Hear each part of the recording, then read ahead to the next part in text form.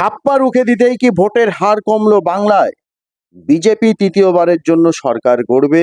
Artificial ইন্টেলিজেন্সের মাধ্যমে ছাপ্পা রুখে দেওয়া এবং পরিযায়ী শ্রমিকদের ভোট দিতে বাড়ি না ফেরার কারণে 23% মানুষ ভোট দেননি। এদের মধ্যে বিরাট অংশ আবার হিন্দু। রাজনৈতিক দলগুলোর দাবি ভোট দানে এগিয়ে মুসলিমরা। এ কারণেই উত্তরবঙ্গের বেশ কিছু আসনে জয়ের স্বপ্ন দেখছে তৃণমূল, যদিও বিজেপির দাবি তৃণমূলের স্বপ্নের গুড়ে বালি। ফল প্রকাশের পর তা তৃণমূল বুঝতে পারবে। এবার আসি, কেন ভোটের হার কমলো। প্রথম দুই দফা নির্বাচনে গতবারের তুলনায় ভোটের হার কম, আবার প্রথম দফার তুলনায় দ্বিতীয় দফায় ভোটের হার আরো কম।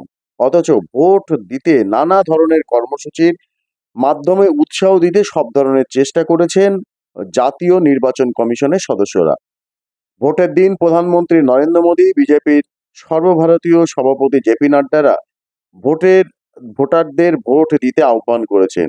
এমনকি ভোটারদের বাড়ি বাড়ি গিয়ে আরএসএস এর কার্যকর্তারাও ভোট দিতে প্রচার করেছেন। তারপরও কমেছে ভোট দানের হার। নির্বাচন কমিশনের হিসাব অনুযায়ী 2019 সালের লোকসভা ভোটে দার্জিলিং, রায়গঞ্জ এবং বালুরঘাট আসন তিনটিতে ভোট দানের হার ছিল 80.62%। এবার দ্বিতীয় দফায় দার্জিলিং, রায়গঞ্জ এবং বালুরঘাট মিলিয়ে ভোট পড়েছে 76.58%। কেন 4% ভোট কম পড়লো তা নিয়ে নির্দিষ্ট কোনো সিদ্ধান্তে পৌঁছাতে পারেনি রাজনৈতিক দলগুলি, ধনদের নির্বাচন কমিশনের আধিকারিকেরাও। রায়গঞ্জ, বালুরঘাট, চোপড়া, শিলিগুড়িতে তীব্র গরমের জন্য যেমন ভোট কম পড়তে পারে, তেমনি প্রযুক্তি নির্ভর নজরদারিতে ভুয়ো ভোট কমেছে কিনা তা নিয়ে ইতিমধ্যেই শুরু হয়েছে চর্চা।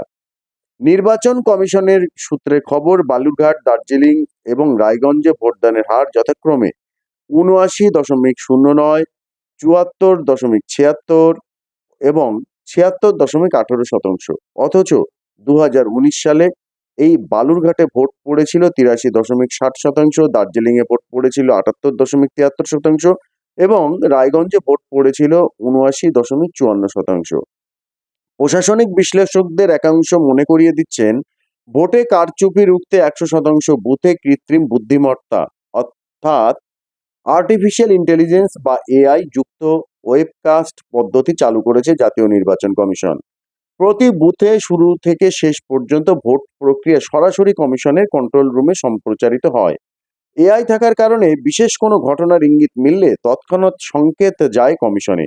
তাই পরিস্থিতির সামান্যতম হেরফেরে সংকেত এসেছে, ঘটনাস্থলে যেতে হয়েছে কুইক রেসপন্স টিম কে। ভোট চলাকালীন এক প্রিজাইডিং অফিসারকে কমিশন ওই প্রযুক্তির সূত্রেই সরিয়েছেন এবং কারণ দর্শানোর নোটিশ ধরানো হয়েছে তাকে। এর উপরে রয়েছে মাইক্রো অবজারভার, সাধারণ পর্যবেক্ষক, পুলিশ পর্যবেক্ষক ও খরচ সংক্রান্ত পর্যবেক্ষকদের নজর। তাই ভুয়ো ভোট এড়ানো অসম্ভব নয়। কাজ তারপরও আছে তীব্র দহন। গৌরবঙ্গে প্রবল গরম চলছে। শুক্রবার কোনো কোনো এলাকায় তাপ প্রবাহ চলে।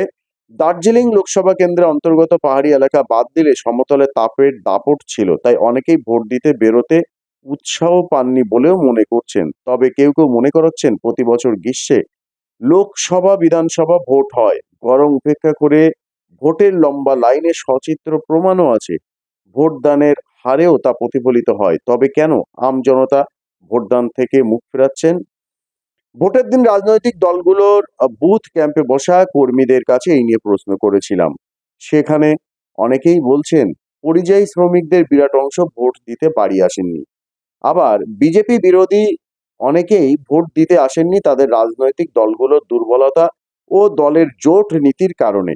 যেমন এক্ষেত্রে উল্লেখযোগ্য ভাবে তীর কিন্তু তৃণমূল তুলেছে বামেদের দিকে।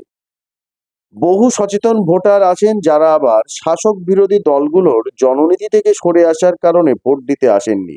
উন্নয়ন নিয়েই কিন্তু লোকসভা ভোট হওয়া উচিত ছিল। সেখানে দেখা গেল শাসক অর্থাৎ কেন্দ্রের শাসক বিজেপি এবং রাজ্যের বিরোধী রাজ্যের শাসক তৃণমূল ও বিজেপির অন্যতম বিরোধী দল, তারাও কিন্তু উন্নয়নের নিরিখে যে ভোট সেটা আহ, সেদিকে তারা যাননি। এমনকি কি কি উন্নয়ন করবেন সেই দিশাও দেখাননি। এর কারণে অনেক সচেতন মানুষ কিন্তু মুখ ফিরিয়েছে, কারণ তারা মনে করছেন নানা রকম ভাতাশ্রী, এগুলো আর যাই হোক উন্নয়ন নয়। তৃণমূল এর মাধ্যমে ভোট কিনছেন ঘুর পথে।